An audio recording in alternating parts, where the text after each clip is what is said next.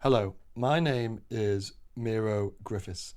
I am a disability studies scholar and an executive editor of the International Journal of Disability and Social Justice. This series is called Meet the Author. The series provides an opportunity to learn more about the work, ideas, and interests of authors who have published through our journal. In this episode, Julia Bahner discusses their publication titled Nothing About Us Without Who? Disability Rights Organisations, Representation and Collaborative Governance. Let's start. Please can you introduce yourself?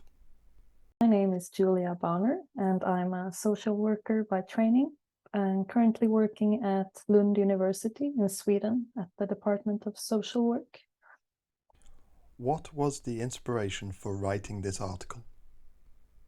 So after my PhD finished, I embarked on this specific project that I wrote the article about, and it was about the disability movement in the western region of Sweden where I was living at the time. And they had a group of disabled people, activists, and people active in different disability rights organizations. And they wanted to work together with a researcher to explore the issues that they had in advocacy and collaboration with each other and so on. So basically, they gave me this project to work on, and then I wanted to write an international article about it to share the ideas and the insights from them internationally.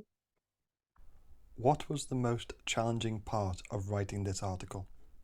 To write for an international audience, because I felt that at times reviewers at other journals where it didn't get published didn't really understand why this would be important for an international audience, but also in which ways the Swedish disability movement was different from, for example, the UK one.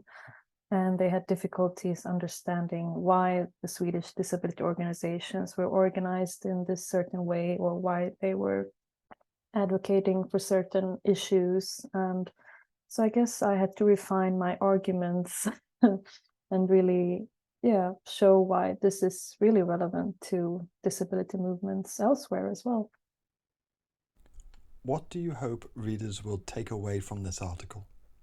Find common ground and see that disability movements may differ in aims and scope and the way that they organize in different countries, and maybe also in ideology, but that essentially there are so many common denominators and so many common issues that disability organizations are fighting for in similar ways, and to learn from each other's struggles and hopefully get some inspiration from the Swedish struggles and issues as well.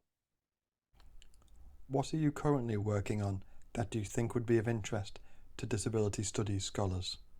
Actually, following this project that I wrote the article about, me and two other colleagues who had worked also in other parts of the disability movement in Sweden, we are working on a new project now for 3 years about the Swedish disability movement and issues around internal democracy, digitalization following the pandemic, which was really stressful for a lot of organizations, but also relating to survival of the disability movement, because a lot of organizations feel that their membership base is growing older and older, and they are having difficulties recruiting younger members and getting members active and engaged in boards and such. So it's a really interesting project that we are currently doing, and I think we will publish about it in the journal in the future. What are your hobbies and interests outside of academia? I love culture in all kinds of forms, movies, museums, art, music. So going to concerts and musicals and watching things. I hope this episode was interesting, useful, and enjoyable. Please remember, all publications within the International Journal of Disability and Social Justice are open access.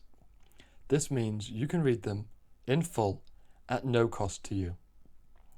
Please visit the journal's website to find out more information about the articles and issues we have published. You can search for the International Journal of Disability and Social Justice through online search engines such as Google, or visit www.ijdsj.online. You are welcome to subscribe to our channel so you can be kept updated about newly released episodes and content. Until next time, goodbye.